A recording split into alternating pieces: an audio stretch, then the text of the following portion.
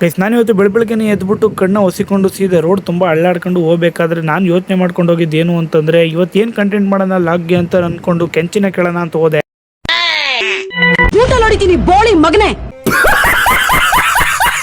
ಅಲ್ಲಿಂದ ರೋಡ್ಗೆ ಬಂದು ನಿಂತ್ಕೊಂಡೆ ನನ್ನ ಫ್ರೆಂಡ್ ಸಿಕ್ತ. ಅಲ್ಲಿಂದ ಅವನು ಕರ್ಕೊಂಡು ಸೀದಾ ನನ್ನ ಮ್ಯಾಗ್ನೂರ್ ಕಡೆ ಹೊಂಟ. ಮಕ್ಕನ ತೊಳಿಲ್ಲ ಅಂತಂದ್ರು ಕೇಳಲಿಲ್ಲ, ಕರ್ಕೊ ಹೊಂಟೋದ. ನನ್ ಕಣ್ಬಿಡಕ್ಕಾಗದಿರೋದಕ್ಕೆ ಕಣ್ಣೆಲ್ಲ ಏನೇನೋ ತೇಲ್ಸ್ದಂಗ ಆಯ್ತಾಯ್ತು. ಅದೇ ಖುಷಿಲಿ ಒಂದು ಕವನ ಹೇಳ್ತೀನಿ ಕೇಳಿ. ಗಾಡಿಗಳು, ಮೇಲ್ ಕೂತಿರೋ ಮನ್ಸರುಗಳು, ಬಸ್ಸುಗಳು, ರೋಡುಗಳು, ಮಧ್ಯ ಸಿಗೋ ಈ ಕೂತಕ್ಲು ಗುಂಡಿಗಳು, ಹಂಗೆ ಯಾವಾಗ್ಲೂ ಅನ್ಸರ್ಸ್ಕೊಂಡು ಈ ಕಡೆಯಿಂದ ಆ ಕಡೆ ದಾಟ್ಬಿಟ್ರೆ ಸಾಕು ಅಂತ ಓಡಾಡೋ ಜನಗಳು.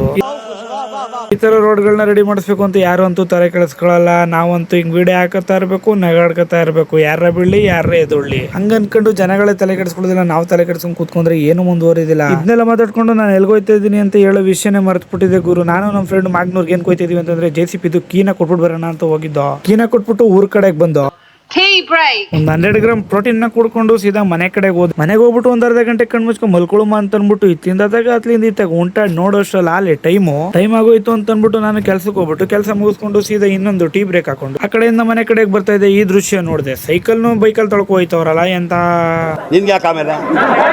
ಹಂಗೆ ಹುಡುಗರು ಸಿಕ್ಕಿದ್ರು ಅಂತ ಅನ್ಬಿಟ್ಟು ಅವ್ರ ಹತ್ರ ಸೆಟ್ಲ್ಗೆ ಆಡ್ಕೊಂಡು ಫುಲ್ ಬೆವ್ತೋಗ್ಬಿಟ್ಟಿದೆ. ಅದಕ್ಕೆ ಬಂದು ಕೂತ್ಕೊಂಡು ಅದನ್ನೆಲ್ಲ ನಾವು ಒಣಗಿಸ್ಕೊಂಡು ಸೀದಾ ಮನೆ ಕಡೆಗೆ ಹೋಗಿ ಇಲ್ಲಿ ಸ್ವಲ್ಪ ಹೊತ್ತು ಕೂತ್ಕೊಂಡು ಟೈಮ್ ಪಾಸ್ ಮಾಡ್ಬೇಕಾದ್ರೆ ನಮ್ಮ ಫ್ರೆಂಡ್ ಸಿಕ್ತಾ. ಅವನ ಜೊತೆ ಮಾತಾಡ್ಕೊಂಡು ಸೀದಾ ಮನೆ ಕಡೆಗೆ ಹೋಗ್ಬಿಟ್ಟು ಮಲ್ಕೊಂಡ್ಬಿಟ್ಟೆ. ಇವತ್ತಿನ ಕತೆ ಅಷ್ಟೇ. ಮುಂದಿನ ಬ್ಲಾಗಲ್ಲಿ ಮುಂದಿನ ಕತೆ ಹೇಳ್ತೀನಿ. ಬೇಗ ಪೇಜ್ನ ಫಾಲೋ ಮಾಡ್ಕೊಳ್ಳಿ.